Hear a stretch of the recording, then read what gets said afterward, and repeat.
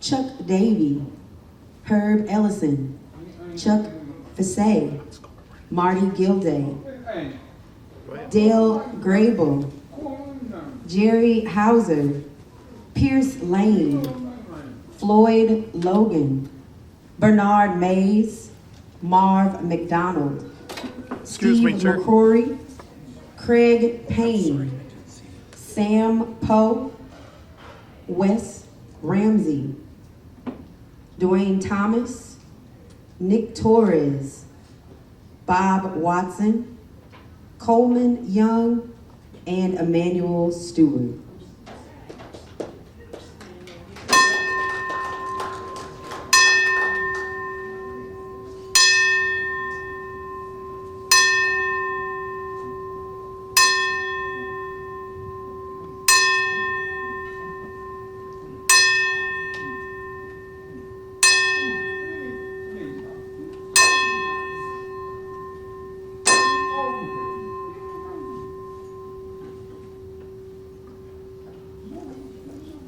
Thank you so much.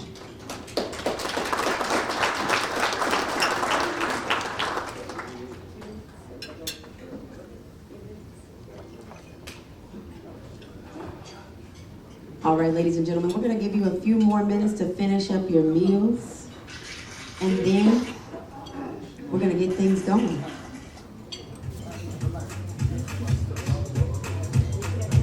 Clapping for your Michigan champions. All right, at this time, please put your hands together for your WBO Junior Middleweight Champion, Bronco McCard. And your three-time National Golden Glove Champion, Eric De Leon. And your National AAU finalist and welterweight world champion, Mr. Milton McCrory. And your two-time world champion, Cornelius K9 Bundren. And your two-time Olympic gold medalist, the GOAT, Clarissa Shields. 13-time world champion. And your two-time and your current undefeated professional boxer, Hussam Al-Mashadi. And former NABO middleweight champion of the world, Tariq Salmasi. Your two-time middleweight world champion, Mr. Gerald McClellan. And make some noise for your IBA middleweight champion of the world, Mary Jo Sanders. And ladies and gentlemen, now we introduce our Master of Ceremonies from CBS News Detroit. Give it up for Ronnie Slam Duncan.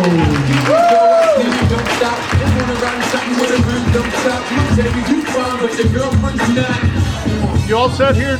And if you wanna hold out, you can use the phone line. Gotta be hard to be used to own. My jump off doesn't run off at the mouth no more. My jump off never has why so I... All right, fight fans, let me hear you make some noise.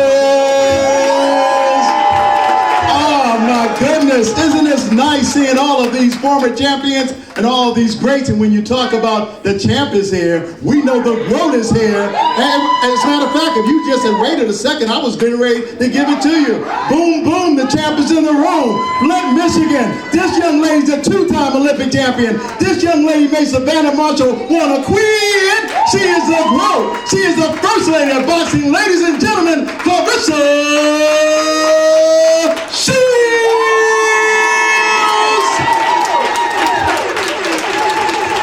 All right. I mean, just look at it. I mean, you got Tarek here. You got hundreds, K9. Goodness gracious. My man, Milton, Iceman McCrory. De Leon is in. And my man from the place they call Monroe because he's the hero, Bronco McCart.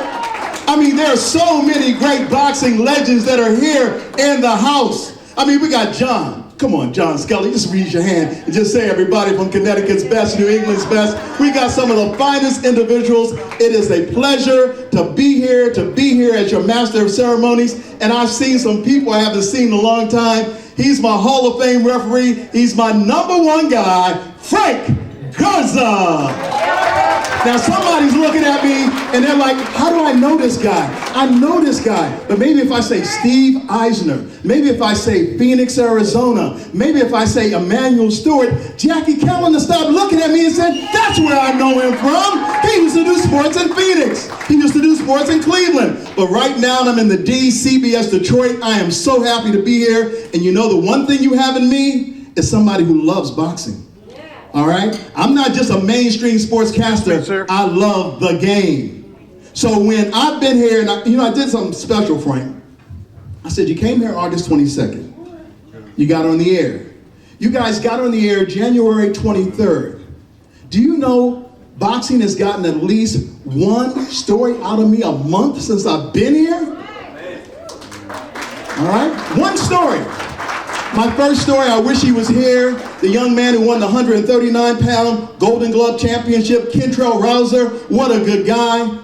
Then you talk about Tony Harrison and the gallant effort he gave us down under and what he's done and how he's brought boxing back here in this city.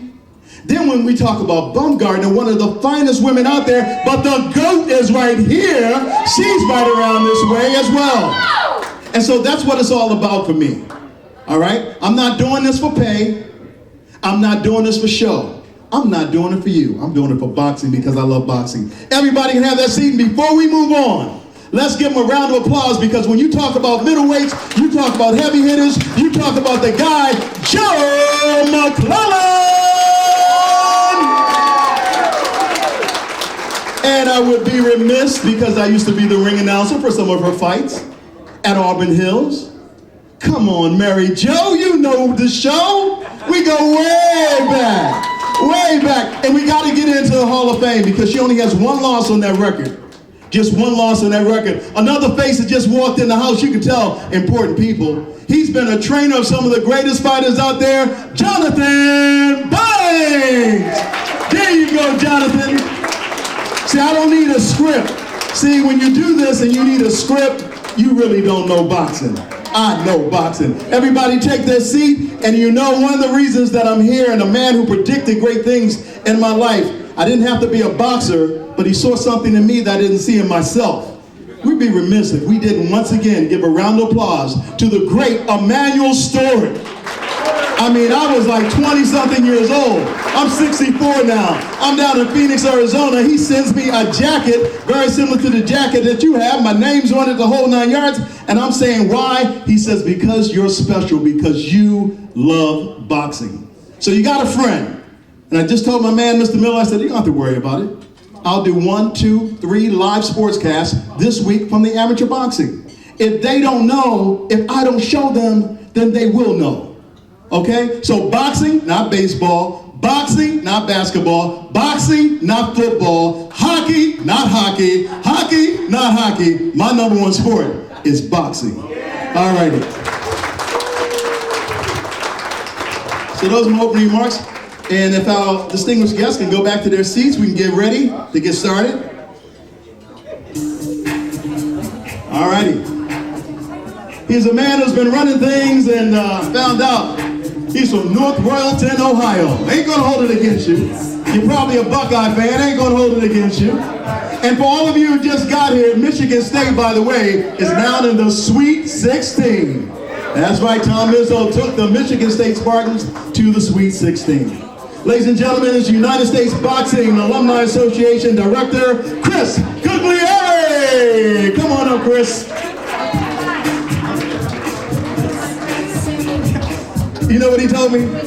He said, not Ohio State, not Michigan. You know we just had St. Patrick's Day. He's all about those fighting Irish. You got to give it up to him. All right, Chris, go ahead. Thank you, Ronnie. Thank you and welcome. Really quick before we get started here, I'm just going to ask everyone to please give it up for DJ Tay really quick and the great work that she's doing. Been keeping those beats dropping all night. So thank you very much. Welcome. Really appreciate you guys being here today. It's an honor to be here. And just to rewind a little bit, back in 2018, we had the USA Boxing Alumni Association Hall of Fame ceremony in Salt Lake City. I had the fortune of meeting the Stewart family there. And it was a really wonderful event. Emmanuel was part of our second Hall of Fame class, as was Clarissa, actually. Michigan has more Hall of Famers in the USA Boxing Alumni Association than any other state. So, throw that out there. But I knew on that evening, with just being around the Stewart family, that I said, we got to bring this to Michigan. We got to bring this to Detroit. And here we are. So, couldn't be happier to be here. Just a background on the Alumni Association. This was started back in 2016, 2017 timeframe. And really what it was is we said that USA Boxing as a program is stronger when the alumni are around the program.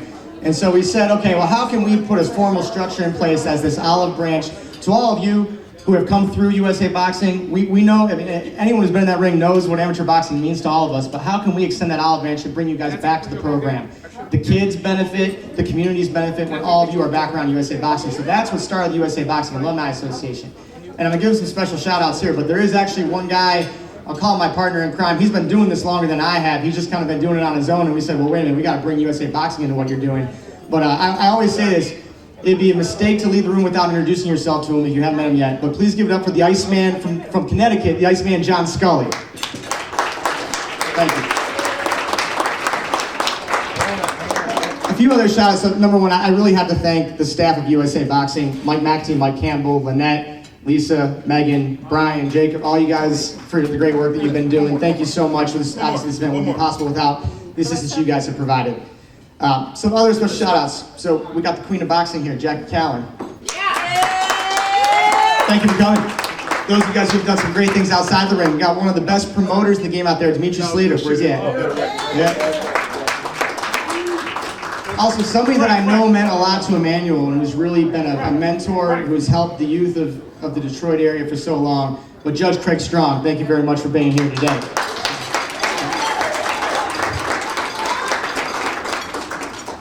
I feel like I have to say this because we obviously honor the boxers that have come before us. We have a section in the program tonight for the coaches, but I think the lifeblood of amateur boxing and the USA Boxing program in particular, if you wouldn't mind, if you are an official, like a referee or a judge, or if you are a timekeeper, if you are a doctor, please stand. I think we all owe you a round of applause here for what we're doing for kids. Thank you. Thanks for everything.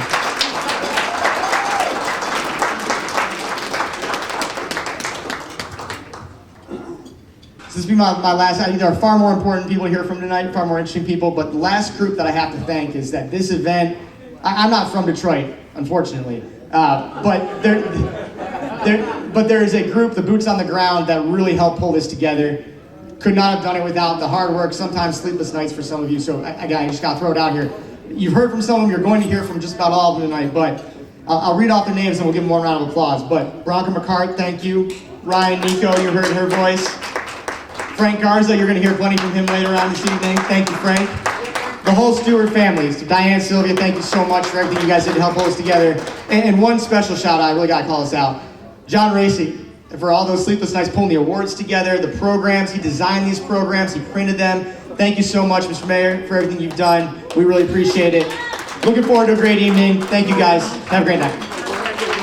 Thanks a lot, Chris. We appreciate that. We appreciate that. You know, the thing about boxing is that it can bring us all together. And I just want to say hello to a very dear friend of mine, someone who has been with me through a lot of thick wars. He's out of Cleveland, Ohio. He was an all-star amateur wrestler, state champion. But when it comes to boxing, he's probably one of the finest referees in that state. Ladies and gentlemen, my man, Mr. Doug Patterson in the back there. Doug, we appreciate you coming in. And boxing is what it's all about. Well, the next person I'm about to bring up, I met him when this guy, he was one of the finest fighters there was. And he's still one of the finest people that there is. You can talk about that junior middleweight championship, you can talk about Monroe, you can talk about Detroit. He represents Michigan. And when you speak of WBO and what he's done, and he said something to me today that was so important. He talked about one of his children. And he's talked about the mere fact that she was going to be a long distance runner. And she said, nobody wanted to go with me, Dad. But he said, you know what? I'm a real girl's dad. Dad will run with you. Ladies and gentlemen, he's a good guy. And he looks like he's still 154 pounds. Let's give it up to Bronco McCart. Come on, Bronco. He's the only one in here with shades. I started to wear mine, too.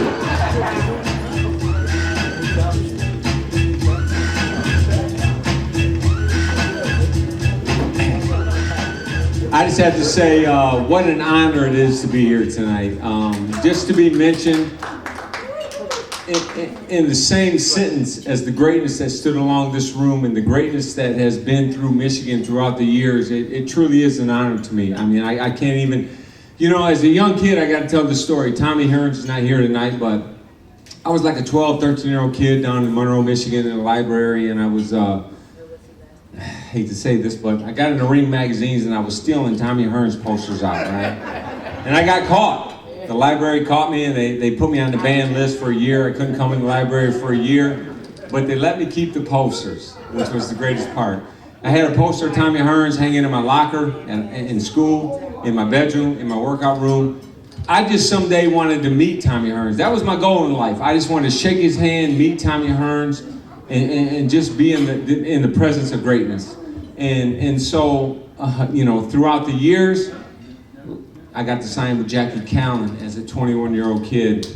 And I remember Jackie, she took a chance on me. You know, nobody else coming out of the amateurs, nobody was screaming, knocking on my door to sign me, but Jackie took the chance to sign me. And I remember one of the first things she did, probably in the first 8 months of my time with Jackie, she brought Tommy Hearns to the gym. I got to shake his hand, hug him, take pictures with him. And then we developed a friendship.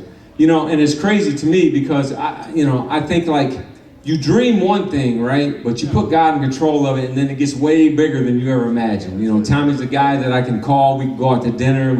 We're at the same events, and listen, just to have my name mentioned in the same breath, in the same sentence as Tommy Hearns is so far bigger than I ever dreamed in my whole life. So to be here tonight for me is truly a blessing. And the great Boomdini, Muhammad Ali's right-hand man, used to say, from the root to the fruit. Right, so amateur boxing, that's the root, right? That's where you plant the seed in the hearts of these young men and women that want to go on to be something great. But it has to start somewhere. It starts by planting that seed in them. For me, fortunately for me, I had my dad who planted the seed in me. My dad was supposed to be here tonight, wasn't feeling well.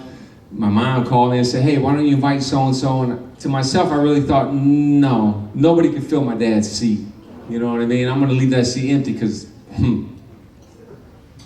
that's my man, you know what I mean? That's my man.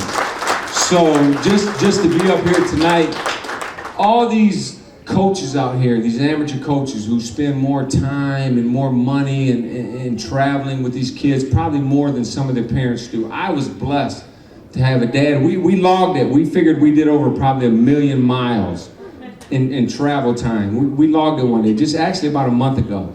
So I look around and I see some of these coaches in this room and I know that they've spent the same kind of time, same kind of money. They're like surrogate fathers for these kids. And it's a blessing because what you're doing is you're planting a seed in their life, right? And it starts through amateur boxing. Not every amateur boxer is going to be the next Clarissa Shields, the 2-time gold medalist, or the national champion like Eric De Leon. They're not going to be those people. They're not going to be the world champion. But you're planting a seed in their life to make them be a good citizen. You know, give them discipline and a way to walk in life. So this amateur boxing is way bigger than just amateur boxing. It's about life. So for everybody that's here tonight that has spent time and money to be here tonight, let me personally say thank you. Because this is huge. It really is. I want to say thank you to each and everybody in this room. I'm honored to be here. It's an honor and a privilege just to hold this microphone. Thank you for supporting amateur boxing, because you have the next Clarissa Shields in the room. You have the next Tommy Hearns, you know, the Milton McCroys. It goes on and on and on and on. And Michigan's had such a great history in boxing, and I'm just blessed and proud just to be a small piece of it. Thank you.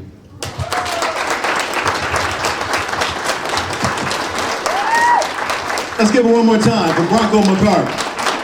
One more time. As I told you, I'm 64 years old, I'll be 65, and when you talk about Tommy Hearns and Jackie, you know, there's only a 3-day difference between October 14th and October 17th, and that's Tommy's birthday, and so 18th. And so every time I think of my birthday, I know that Tommy's is coming up, and I was one of those guys in the state of Maryland back in 1980. My money wasn't on Ray Leonard. My money was on Thomas Hearns. And I told Thomas Hearns a long time ago, I said, you know what? I said, I should have been at every one of your fights. He said, why is that? I said, because every fight I went to of yours, you won. I was at the James Schuler fight. I was at the Juan Domingo Rodan fight. I was at the James Kitchen fight. I was right there ringside. And I was at a fight that a lot of people didn't think Tommy could win because he was up against a young stud, someone who was undefeated, someone that no one had figured out, how do we beat this guy? And when you talk about Tommy's greatness, yes, there's the welterweight. Yes, there's the super welterweight, the Roberto Duran fight, one of the greatest right hands I've ever seen in my life. But the one fight that was the masterful fight, and Jackie, I think you can agree with me on this, Tommy showed something he had never shown. Milton, you remember, he showed something he never shown. It was a left hook. And the person who couldn't stand that left hook, couldn't get through that left hook, was Virgil Hill. When the final chapter is written on Tommy Hearns, don't say to me, Tommy didn't have a chin. Tommy was just too brave. He did it the Kronk way. Just too brave. And that's the truth. Another thing I want to talk about is Emmanuel Stewart. And I told you about the meeting. It was Steve Eisner who introduced me, and Steve and Emmanuel had gone back. And before they would take their journey to Vegas, they would always stop in Phoenix, Arizona in the 80s. That's where I first met Milton, and that's where I first met Tommy. I still have that picture, and it still means so much to me. Anytime I see him, that's my past, my present, and my future, because he's got that championship grit. But let me tell you something about amateur boxing in the state of Michigan. I'm from Baltimore, Maryland, and I don't want to curse because I know that they're rolling the tape right now. It might somehow get on the internet, but you guys scared the doo-doo out of us. We would see the Ohio State Fair. How many people remember back in the day when the Ohio State Fair was like the next thing to go into the Olympics? All I know is that at the time I had an undefeated record. But I saw this kid that was hurting people, and I said, I guess my undefeated record is going to go out the door. His name was Davey Armstrong. You hear what I'm saying? See, I'm not talking BS. I'm talking about what I know. We would see on the list of fighters you would have to fight, and if we saw Kronk, we were like, Mr. Mack would go, what's wrong? I'm sick. My stomach don't feel good. Because we knew how good amateur boxing was in Detroit in that Kronk Gymnasium. So once again, let's give Emmanuel a round of applause because his name still resonates and it still is there. And I love the fact what his daughter and his wife have done. They're still keeping it alive, man. They are still keeping it alive, and you know what? As long as Ronnie Andrew Duncan is at CBS Detroit doing sports in this city, you don't have to ask me to come. Just say, Ronnie, we're having an event, and I will be there. It's just that simple. All right, the next young man. Man, I saw you throwing punches out there, Eric. I was saying to myself, well, damn, is he ready to fight again? I mean, you got Dimitri over here. You know he can go and get the deal done. All right, he can make it happen. You know, hey. Ain't nobody else pulling $1 million a fight. You know, Carissa be doing that thing. You better go ahead and talk to that boy. You know, Carissa said, $1 million? What you talking about? I'm about to make $8 million. I'm like, okay. I mean, did you see? I was about to talk about her. Girlfriend is quick. You don't give her her props, she gonna take it. And you know what? I'm glad you're like that. Because it's been too long that they have been sitting down on women and not giving her a fight. Somebody walked up there and said, well, I like boxing, but I don't know much about female boxing. You don't know doo-doo about boxing if you don't know who this lady is. You ain't never seen this woman fight. All right? I mean, you talking skills. I like the fact that she gets hit with a good right hand by Savannah and she says, I'm eating it. I'm eating it and I'm coming. And man, did she come. See, everybody keeps saying, oh, she ain't got no knockouts. Y'all better be glad these women fights only 2 minutes a round, because if this sister had a 3-minute round, y'all be in trouble. Y'all be in trouble. And her last amateur fight, see, Carissa, you know, Carissa's smart. Clarissa's brilliant. And I told her, I said, I just played with her. I said, I did your little piece when you were, came back. I did a lot of movies. I said, wait a minute, sister, hold tight. I told you I used to do the Layla fights and it started coming back. And then you insulted me and said, you was a lot skinnier back then when you did them Layla fights. I'm like, Dad. But here's the last thing. Ask her who was her ring announcer for her last amateur fight in Flint, Michigan, when Andre, and of course, one of the great heavyweights from right here, from Flint, Michigan, was doing this thing, and everybody goes, oh, yeah, he was pretty good. She forgot I was the ring announcer that night for that event, when you knocked that little boy out and beat him up. Yeah, that's right. Remember, you fought a guy that night. I know him out. Yeah, I know. That was exhibition before they started. No, but see, you didn't realize I was the one that brought you on, but I ain't saying nothing. You ain't got to recognize me. Clarissa, guess what?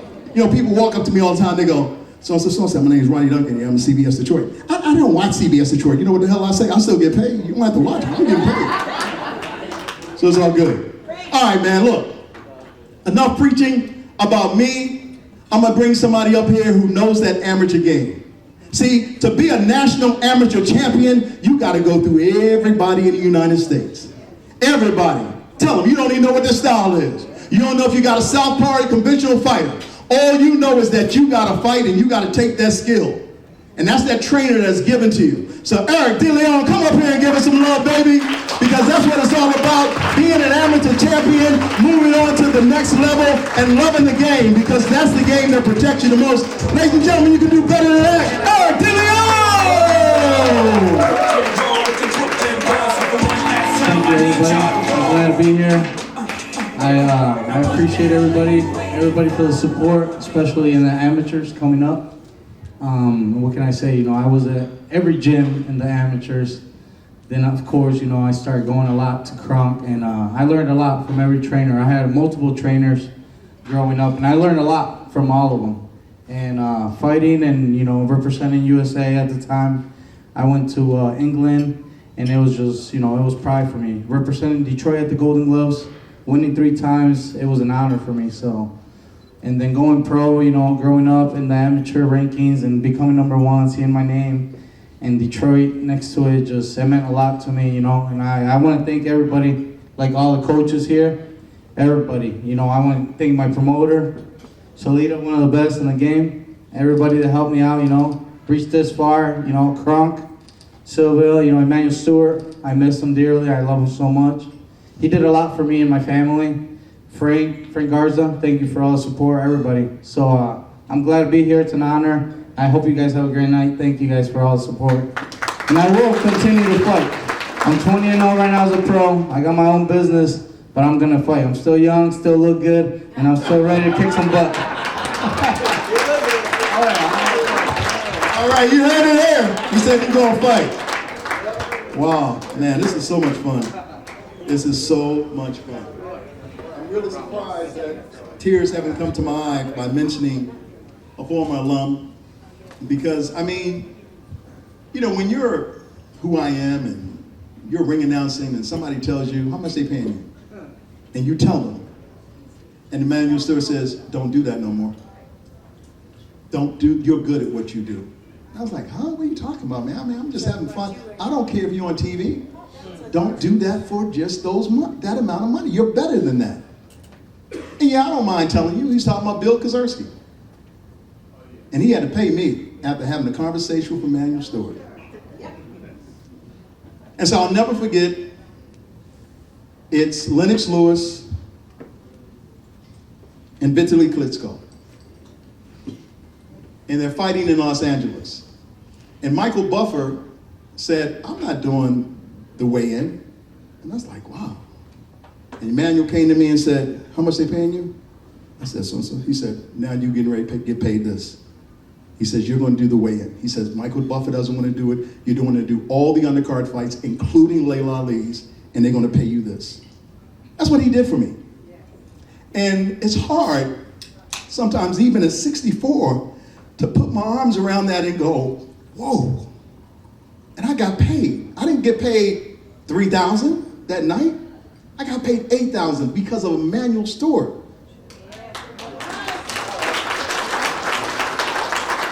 And the things that I saw that he did for other fighters who were amateurs, and I said, why do you do this? He said, because I want to expose them to a championship life.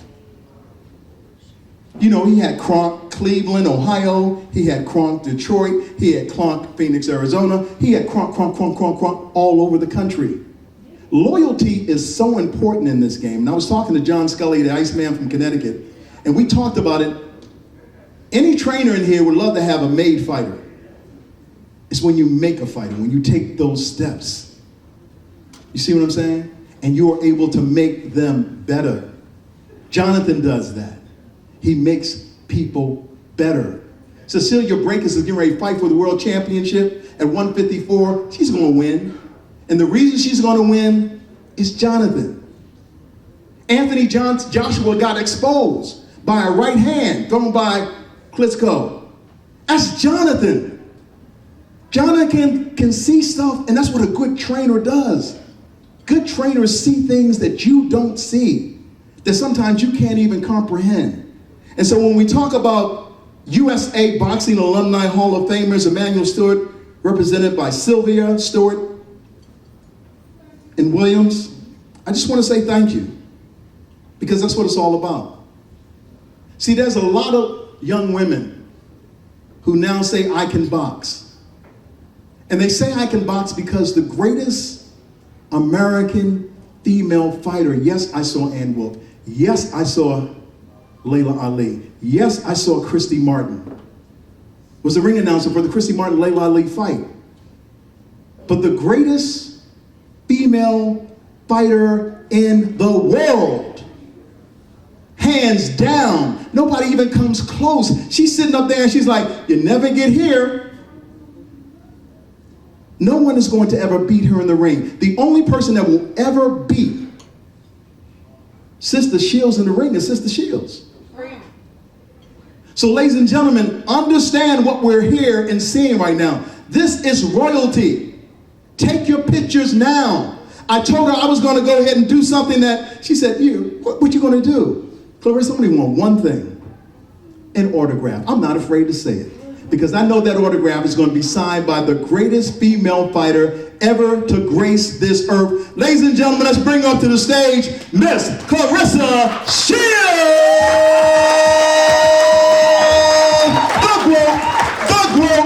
The mighty, mighty growth.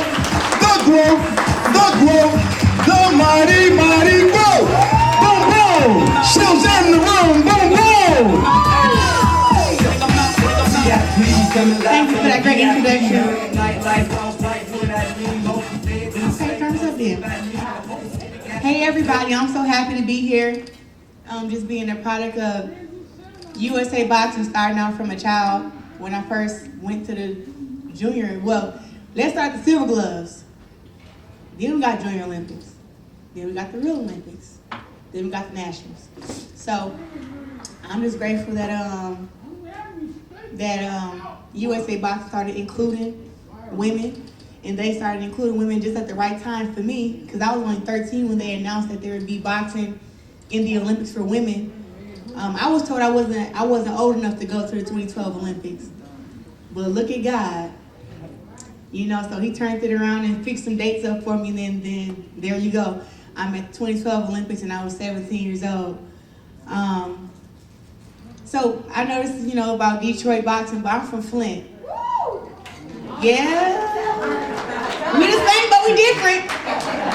We only about an hour away, but you know, I never got the chance to really, well, yeah, I did. I got to spar against a lot of Detroit girls. And the first girl who actually was known on YouTube was LaTanya. I think her last name is Wingate now, but her last name was LaTanya King. That's the first girl who I ever really seen box before. And then all of a sudden we got to spar. Yes, I pieced her up. That's my girl. But it was a different kind of sparring though. Like, she was the first girl I seen who I had gotten in the ring with, who moved her head, moved her feet, threw body shots. Like, and she was a lot smaller than me too, so that can go to why I got off on her too.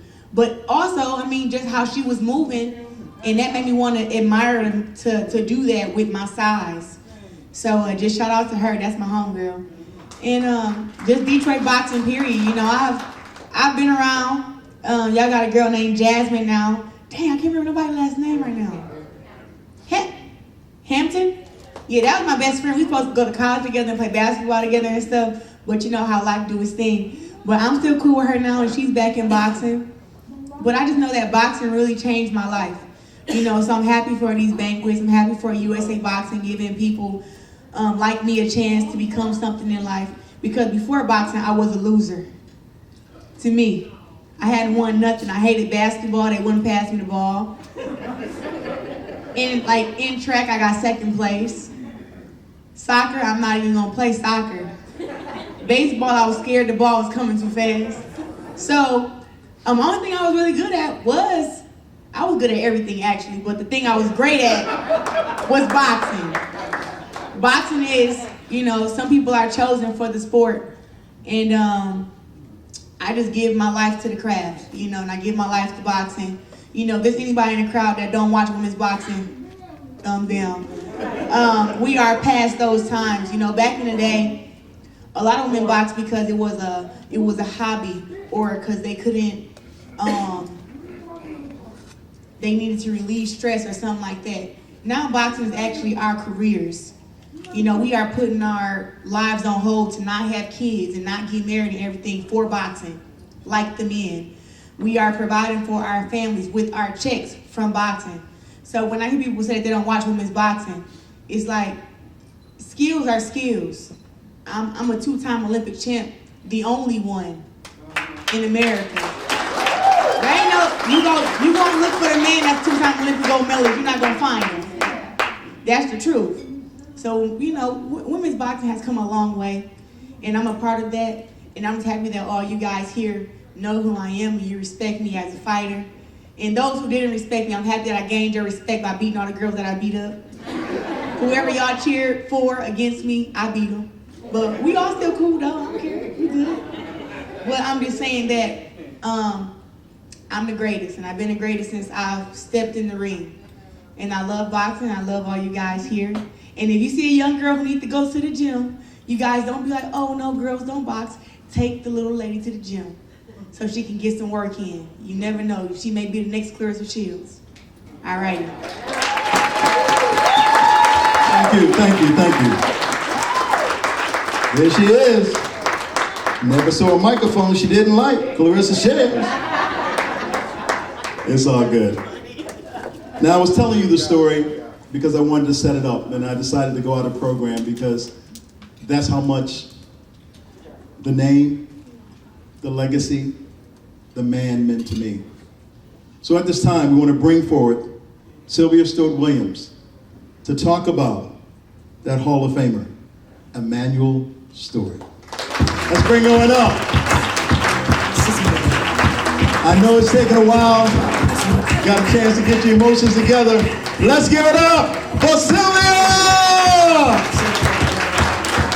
Okay, Ronnie. I really don't think it's anything else I can say. You went all the way back down to the Ohio State Fair. And it is true, like you said, when Croc went down there, they had their bags, and they saw that team, they knew they were going to lose. It just automatically, we had an excellent team. We had to get in my mom, we would get the car, take Bernard, Mays, Tommy, Milton, and drive down to Ohio State Fair, kick their butt, come back, and sorry Ohio people, but that's what happened back then. That was everybody. Then, you know, Arizona, big thing. Like you said, we would train in Arizona, fight in fight in Las Vegas. And we stayed mainly in Scottsdale. So that was, it was a fascinating life. And then at the end, you know, he had Vladimir Klitschko, and then, you know, he was on HBO. You couldn't ask for anything more. His heart was was working with the amateur program. And I love USA Boxing. Thank you, Chris, for bringing us here. It means a lot. And the Stewart family, you know, we're just happy. You know, my mother, Marie Stewart, Diane, and Laverne, you know, they're the Stewarts. And we're trying to keep it alive. And I just want to say thank you. And thank you for your knowledge. Because every time you tell me something, it's fascinating.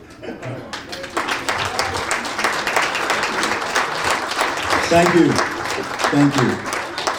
One more thing. So do we have the, yeah, so let me show you this. Clarissa received one also in 2018. And my father received one. And that's for the Hall of Fame for the USA. But, yeah, so, and Clarissa also has that.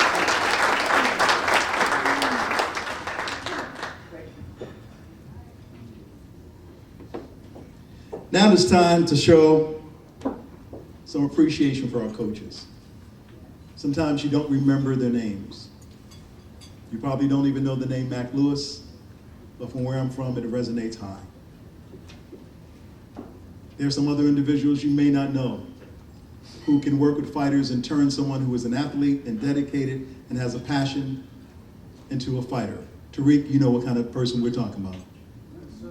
Because they turned you into that kind of individual. Because they were dedicated. You know, anybody who, I hate to go back on another man's story, but man, your daddy made some of the best damn fried chicken I ever had in my life. And he would always say, and he would always cook for his fighters. He was so afraid something would happen to a fighter, especially if it was a world championship fight, an amateur championship. Emmanuel was like, no, you're not eating anything. I'm cooking for everybody. And you were like, golly, you know. I thought when I first came to Detroit, when he invited me, I thought he was going to take me to a chicken joint that he owned. Because he was so good at it. But coaches are the important element. They're that person that is telling your son or your daughter what to look forward to and what to stay away from, both inside and out of the ring. They dedicate their lives to your children as amateurs and maybe one day as a pro. And oftentimes they are not rewarded with the gratitude and appreciation that they truly deserve. And they walk away from this game, sometimes nameless.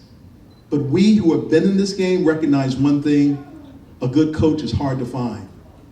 And when you get one, you stay with that coach. And it's all about loyalty in boxing. Bronco, you know what I'm saying. Your daddy brought you to the game. You weren't about to have a fight unless daddy was going to be there at ringside. And if daddy wasn't there at ringside, you weren't showing up.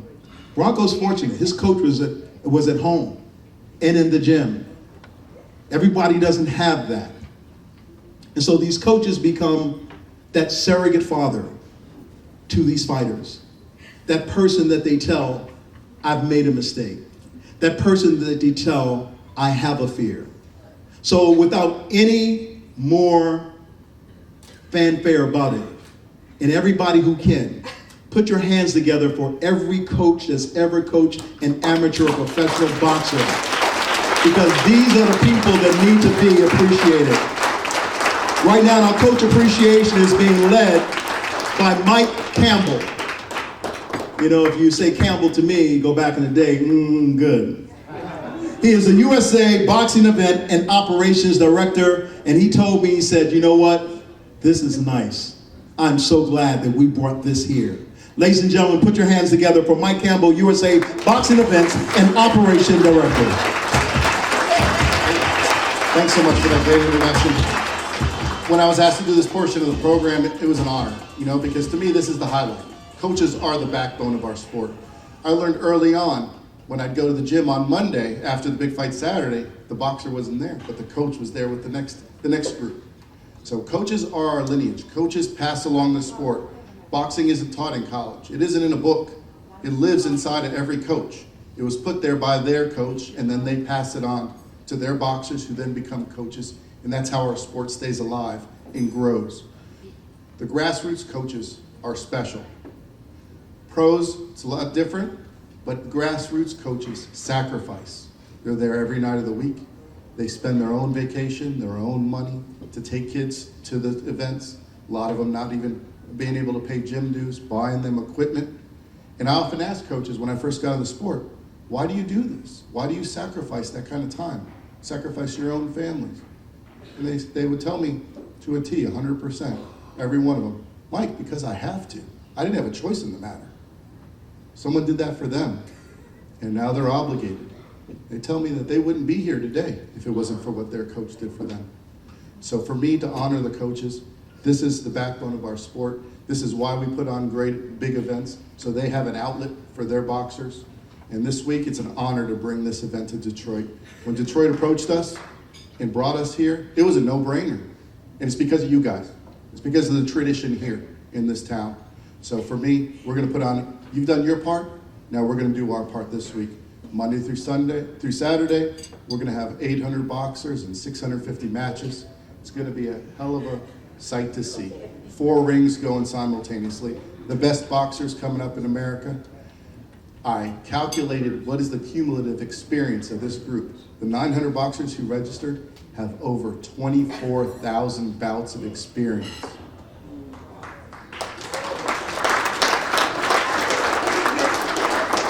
So that's testament to the work the coaches do and the people who fundraise for them. At this time, I want to bring every Michigan coach to the stage to introduce themselves and honor them. So please, every Michigan coach stand up, come up to the stage. If you're coached at any level, please come up because we want to honor you.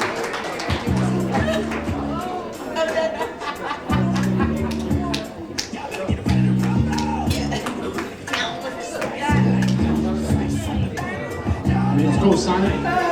From Jim.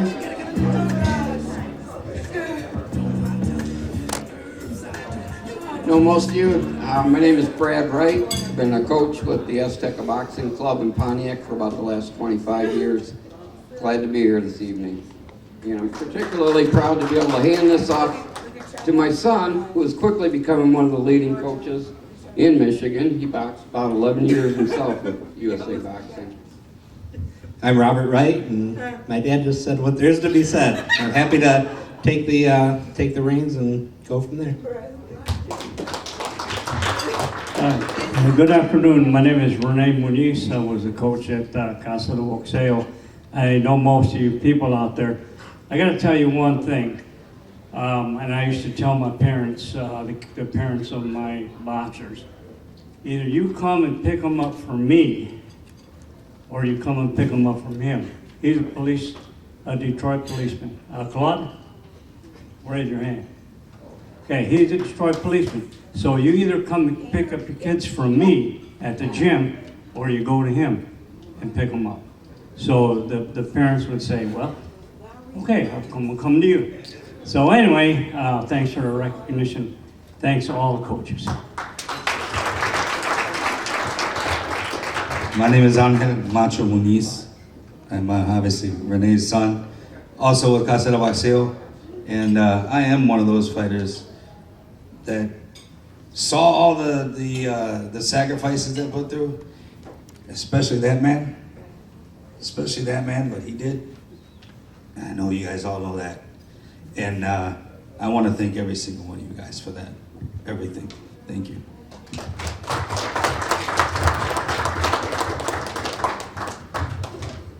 Coach Joe Flores from Casa de Boxeo. I coach with the best, Rene Muniz. And so thank you all very much.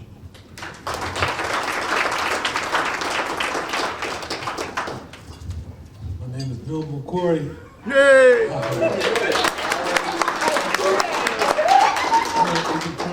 I started boxing like at Crump, I always was the youngest. And the man kept putting me in with grown men like Tommy Helmy, and I became very good. And now I'm teaching boxing. I'm trying to teach William and all the ones at Crump. I'm trying to teach them the main Stewart style. And we like knockouts. That's what we do. Thanks, Bill, for what you do.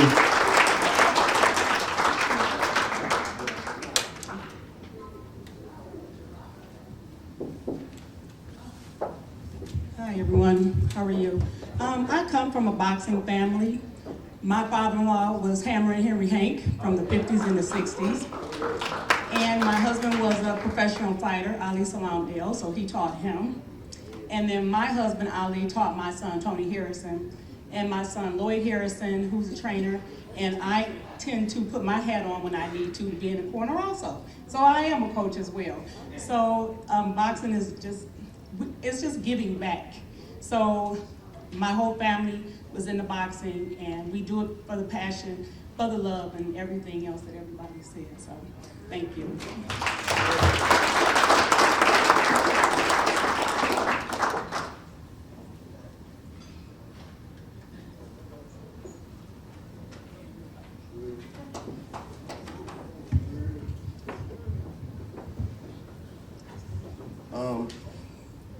My name is Claude Strickland.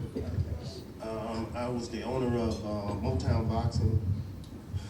Been coaching since 1982. A lot of people see me around and they say, "Oh, I wonder who that guy is." But usually in my corner, my fighter has his hand raised. So I coach on Motown Boxing. I coach for Police Athletic League, both here in Detroit and in Atlanta, Georgia, and as well as New Unite Boxing. So thank you for at least having me. All right, so I'm often asked, who are the boxers to watch in Michigan? And you've got a future phenom. He's already a phenom. He's still intermediate and coming into the juniors. Khalil Harvey Jr., he's gonna tell you all about it. How y'all doing? My name is Khalil Harvey Sr. I've been involved with boxing for over 30 years, but within the last 10 years, I've been presented with the opportunity to mentor and develop over 30 fighters throughout the state of Michigan. Right now, I have 2 kids that's ranked number one in the country, and they got like 18 nationals between 2 of them. So I want to continue to grow and develop and mentor these kids until the day I go. So that's what I do. Thank you.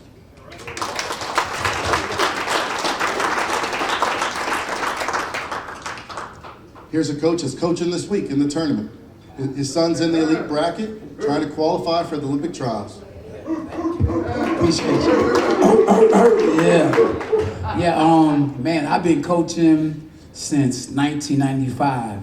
I actually stayed down the street from the real Crunk Gym, you know what I mean? The first Crunk Gym. Man, rest in peace to Mr. Logan and Emmanuel Stewart. Mr. Logan was my first trainer. And I was down at the original Crunk Gym, and I just was hitting the bag, and he would never put me in the ring. So I was like, man, I ain't coming out here to hit no bag. So, you know, I went upstairs, played basketball, didn't come back to the gym till I turned 18 years old. So a young guy heard about me because I was always fighting on the streets because I was, you know, I didn't have a dad, so I was wild, and I thought it was about. So a young man pulled up on me, he said, man, you know, you want to box? I said, yeah, I want to box. He said, who you think you can beat? I said, I could beat Mike Tyson. Man, I didn't know that it was going to be that hard, so I went back to where I came from, the original Crunk Gym. So I started boxing again, and I didn't get far in my career early on because I was scared to get on airplanes. And this one young lady, you know, she was kind of mad because I put on a Crunk outfit. You know, I was doing bad, had bad times, and so, you know, she was looking out for me. Just because she was looking out for me didn't mean I was going to train with her. But when she saw me put on that Crunk jacket and that Crunk outfit, she was, oh, no, this and that. So I told Emmanuel, and Emmanuel was kind of upset about that. And he got me on my first big card. Guess what fight it was? Mike Tyson versus Lennox Lewis. Was the first time I ever flew an airplane. I was scared to death, but I got there, got the victory. But to make a long story short, God is good. To this day, and it's like, you know, I guess when you're a Christian, you come in last place. But like when I was on the Contender, I told the whole world, the first should be last, and last should be first. So thank God, y'all. And like I said, I don't be getting respected as a trainer because they look at me still as a boxer. My days from boxing really are over with, and I can't understand when your boxing career is over with that, you know, you be crying like I don't know what. I mean, you should be happy. No more get hit in the face. So I thank Mike Campbell, thank Miss Stewart, I thank Miss Stewart, I thank Jackie, appreciate Clarissa Shields, Dimitri Salita, everybody that's got the city on fire. I mean, the trainers, the managers, I mean, I just thank everybody, man. Let's just make it a good sport, a good time. Thank everybody for being here, and God bless. Thank you to all the Michigan coaches. Let's give one big round of applause for all the coaches that ever coached at Michigan and created this great tradition here. Thanks a lot, Mike. Appreciate it. All right, we're going to try to move the program ahead. I know everyone has had a pretty long time here. And now it's time for our Lifetime Award recipients. And there's nothing like seeing a familiar face. And I remember coming here back in the 90s, doing fights as far away as Sault Ste. Marie, Michigan. And they were Showtime fights, and people would go, wow, the black ring announcer on Showtime, black ring announcer on ESPN, and that was me, and it was fun. And so when I see people who follow in my footsteps and to get those dates, and the reason why Showtime and ESPN would put me on is because they said, you're good at what you do. But it started in Michigan. I might have been working on TV in Ohio, but it was Michigan. Somebody saw something, and it worked.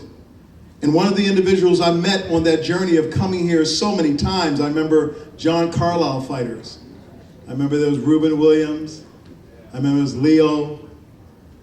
And, you know, there was such a good time, and we would come, we'd do fights, and we'd go to Cobo, and we'd go to Auburn Hills, and we'd go to Sault Ste. Marie. And one of the names that I kept seeing was a guy who was little, but he was powerful. He was little, but he had a big voice.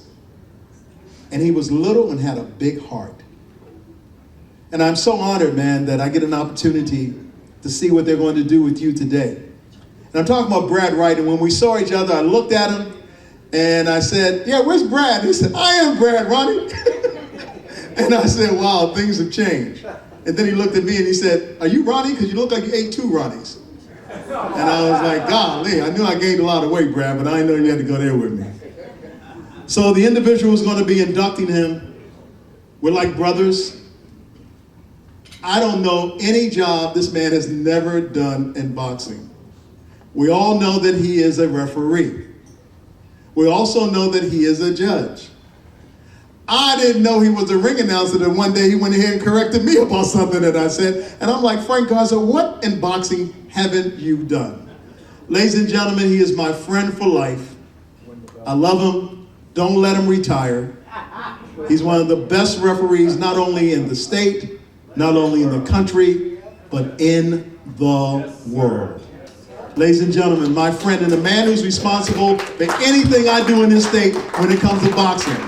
He is Mr. Frank Garza. Come on, Frank.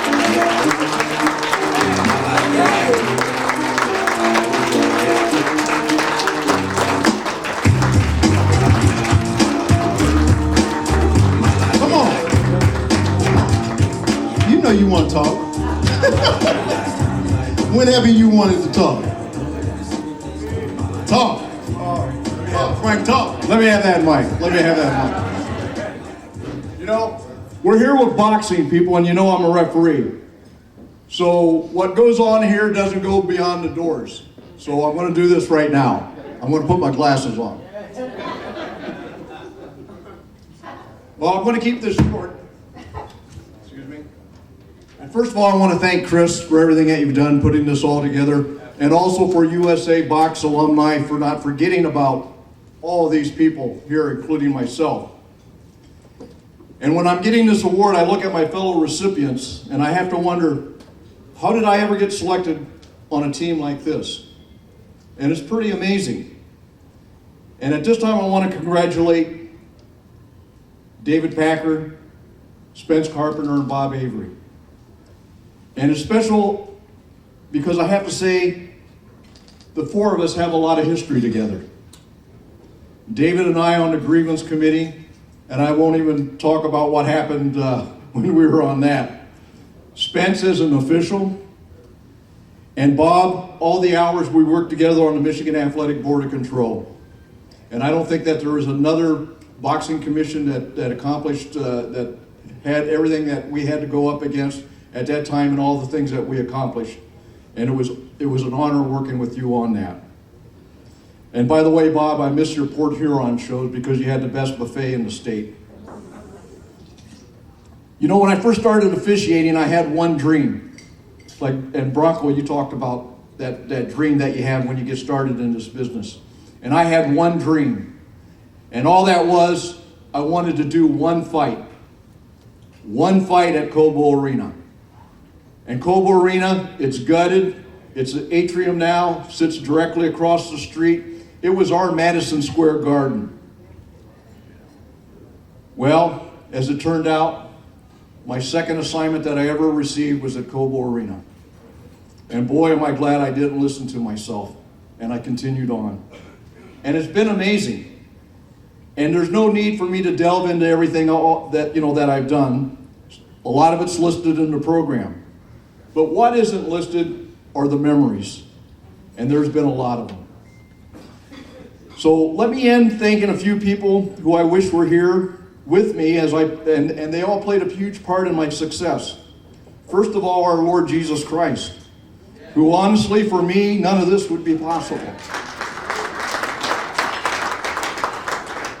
Emmanuel Stewart, and that goes without saying, everyone in this room owes him a lot for our success in one way or another.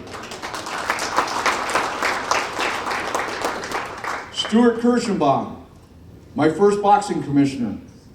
He was the one who assigned me my first show. He was the one who gave me my first chance. Hiawatha Knight. Remember Hiawatha? Former vice president of the IBF who enlisted me to come into the International Boxing Federation.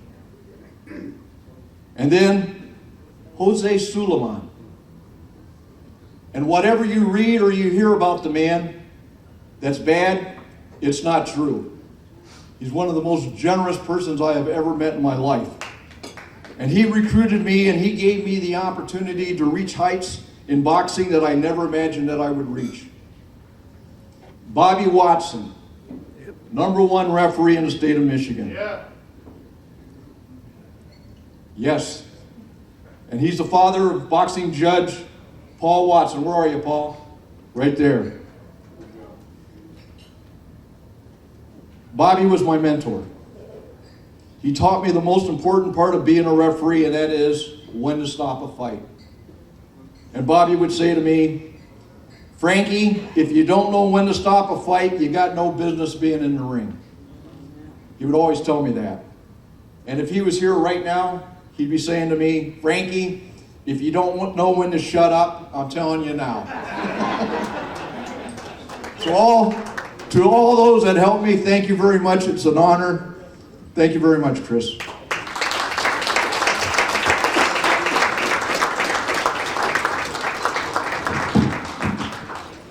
I have the honor of introducing the next Lifetime Achievement Award recipient. Now, I don't think I would be wrong if I said there aren't many people here who do not have an idea who Spence Carpenter is. And having known Spence for a number of years, in fact, my entire officiating career, I can say that this is a testimony to the type of man that Spence is. Because it's never been about him. It's always been about the sport and doing his best. And he's done that for over 50 years. Spence goes back to the old AAU days. Sorry, Spence. Sorry about giving away your age there. And I've had the pleasure to work on the local level with Spence. And I recall one time we were both officiating a boxing card. And I believe it was at the Palace of Auburn Hills. And we talked before the show, and Spence was talking to me about advancing and working to get on the Nationals, and maybe even of turning AIBA. And I, on the other hand, in my conversation, was trying to talk Spence into going into the pros and joining one of the boxing organizations like myself. Now, Spence decided to go his way, and I went mine. And look where we are today, right here. It's amazing. Spence went on to become the AIBA referee and judge, as well as the National Chief of Officials. He chaired the Rules and Regulations Committee. He was officials director on USA Boxing Board of Directors. He represented the United States of America in 2 World AIBA Championships and the Goodwill Games. He worked 5 military championships and 1 military world game. He was in Russia for the 100th year celebration of boxing. He has traveled the world, officiated on every continent. Yet you can still find him sitting at ringside at a local boxing show, working as a timekeeper. Ladies and gentlemen, please join me in applauding Spence Carpenter for his well-deserved Lifetime Achievement Award.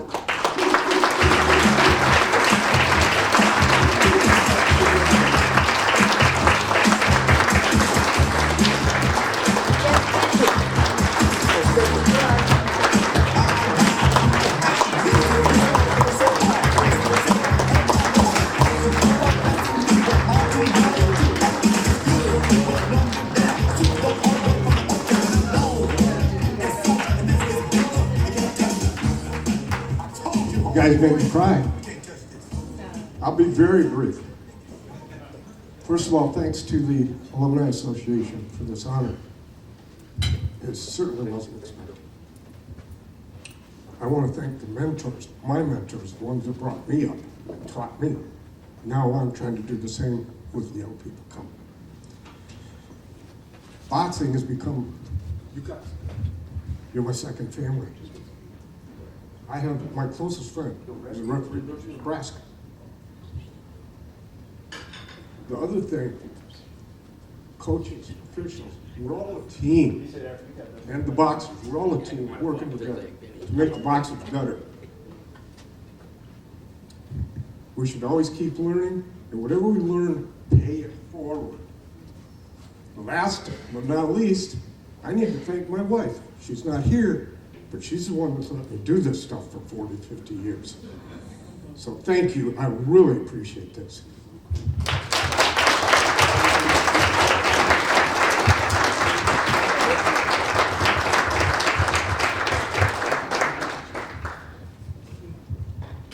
I think Bob and Dave, get you guys up here together. There we go. Let them introduce each other.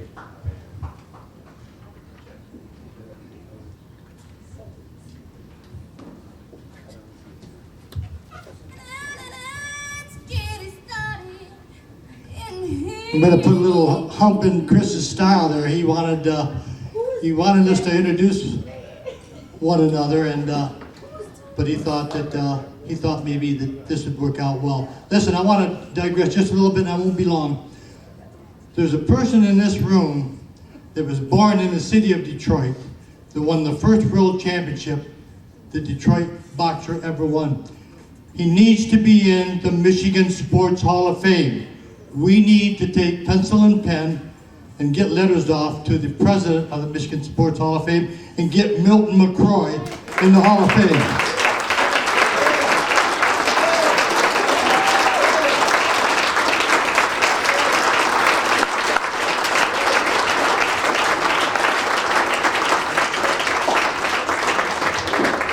I'll tell you what, if a third of the people in this room did that, we'd send a message that might not be able to be ignored. Next, I want to say, anybody out there, if you know how I can get a hold of Len Stinger Hutchins, I would love to do that, okay?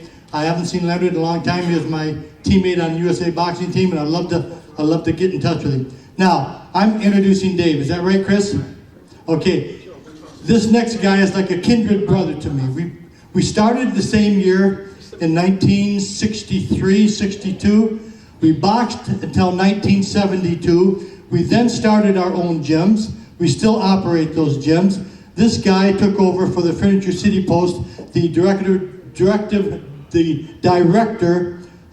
part of running the Michigan Golden Gloves.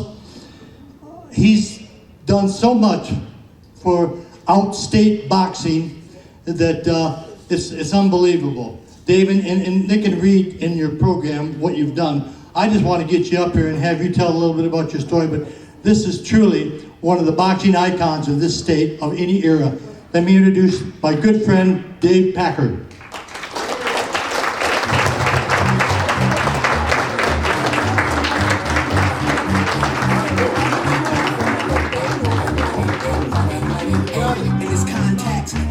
So when I bust my rhyme, you break your necks. We got 5 minutes for us to disconnect from all intellect and let the rhythm affect.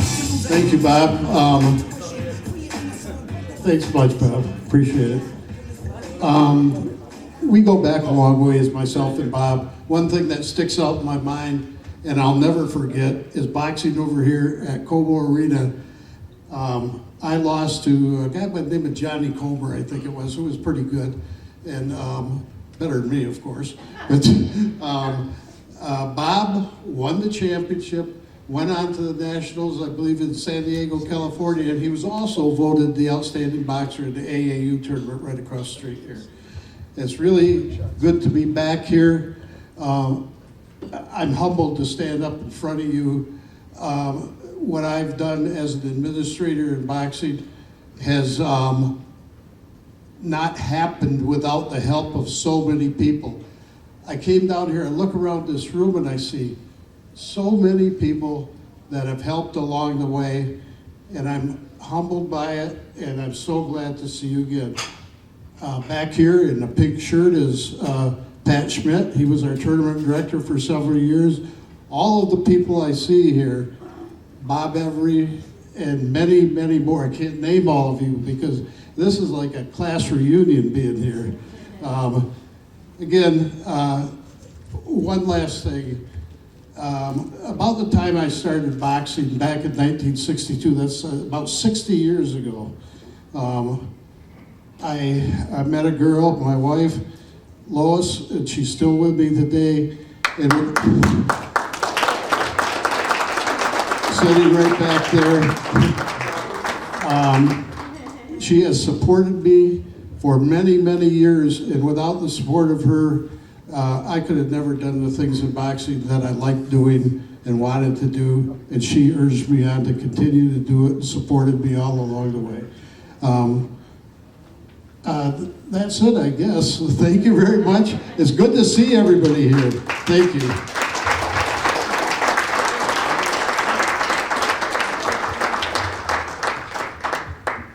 Well, when I first got up here, I was as nervous as going to my last confession. And, but I kind of got through it. I started boxing in 1963, and I, 9 years later and 80 fights later, I decided to hang up my boxing gloves and put on the coach's cap. I started a gym called Crown Boxing Club. It's 47 years old this May, so I've gone from the boxing part of it to the coaching part of it. I was fortunate enough to be assigned by 2 governors to the Michigan Athletic Board of Control. Was the commissioner of that for a while. And with Chris and the great organization of USA Boxing, this is so humbling, and I'm so proud to have this award, and I will treasure it forever. And the thing that this trophy does for me, it associates me with a lot of people in this room. And what could be a greater honor than that? Thank you.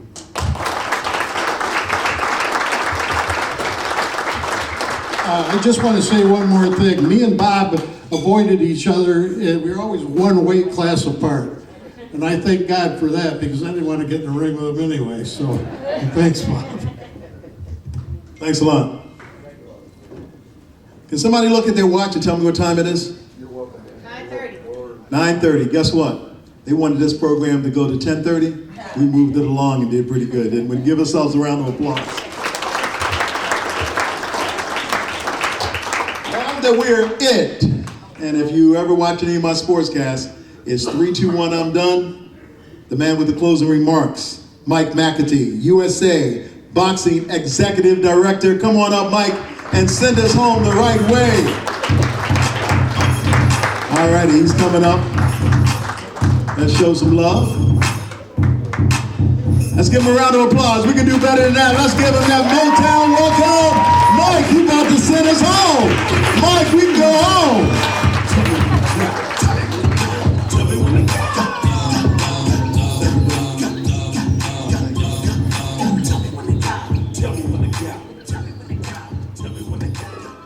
It's an honor and privilege to be here, as part of USA Boxing and our board of directors. First and foremost, thank you all for being a part of the boxing family, and thank you all for letting us be part of the Michigan boxing family. We're going down memory lane here, and it's a little bit scary, but I do remember 1982 when I was fighting the National Golden Gloves And you'd see the draw come out, and there were certain states, certain cities, certain franchises that you're like, oh boy, here we go. And anytime you saw anybody from Michigan, everybody knew that you were going to be in a fight. So that tradition has kept going for a long time, and because of the Stewart family, and everybody has a story about Emmanuel Stewart. I'm going to give you one quick one, and then we'll get the hay out of here. So in 2000, I was working for Ringside, and we had the National Silver Gloves. And it was a snowy day, and I was told, you need to go to the airport and pick up Emmanuel Stewart. He's coming into the National Silver Gloves. I'm like, first of all, I'm going to go pick up Emmanuel Stewart. This is pretty great. Get in the car, I pick him up at the airport. I'm like, why is Emmanuel Stewart coming to Kansas? Why is he coming to the National Silver Gloves? And I was like, Mr. Stewart, how are you? We get in my car, we're driving. He goes, well, I promised the boxer I was going to watch him if he made it to the finals.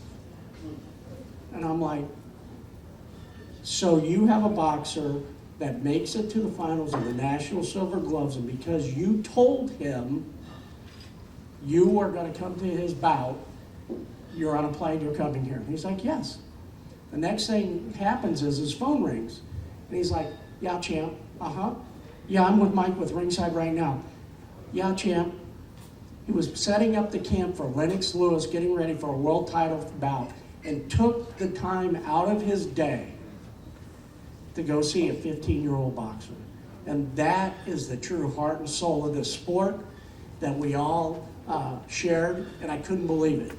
And so with that, I think we all understand the importance of Emmanuel Stewart, how important the boxing is here in Michigan. We got great coaches, we got great officials, and we got great boxers. So on behalf of USA Boxing, thank you for letting us be part of your city. Thank you for being part of our family.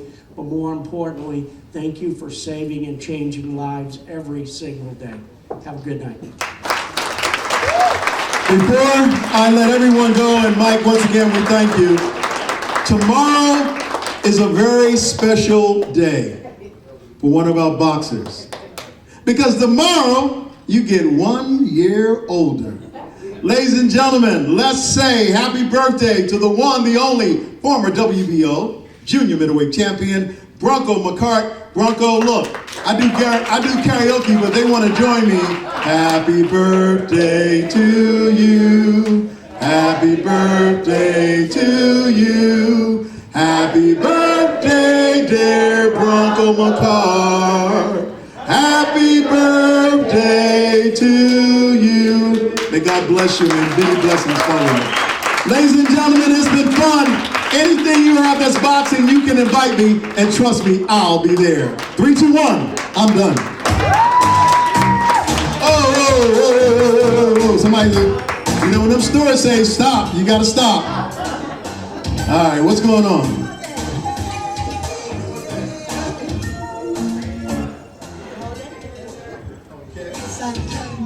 We have a very special thank you. Chris, come on up. Cugliari, my man.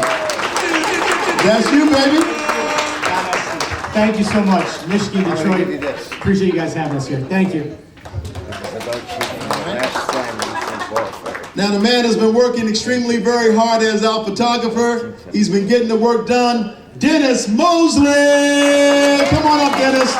Come on up. Oh, by the way, Clarissa, there's one other thing you got to do just before you leave. We got to do a one-on-one interview because I want to have you on my sportscast tomorrow night on CBS Detroit. That's about, okay? Hey, come on now. I spoke so nice about you. Everybody can agree. Here we go, Dennis. Thank you very much, everyone. You know, you think it's easy taking pictures at boxing, but it's not. I'm telling you. So, thank you very much.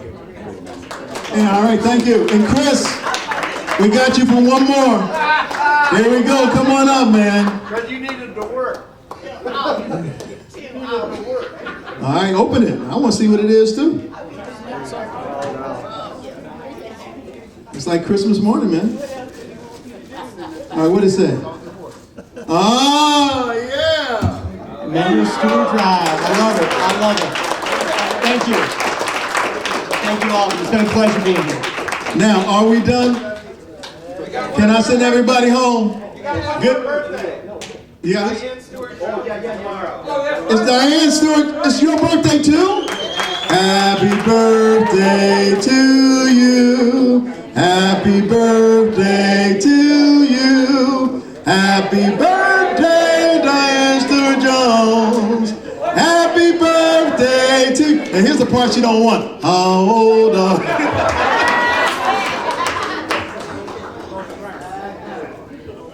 Thanks a lot, everybody.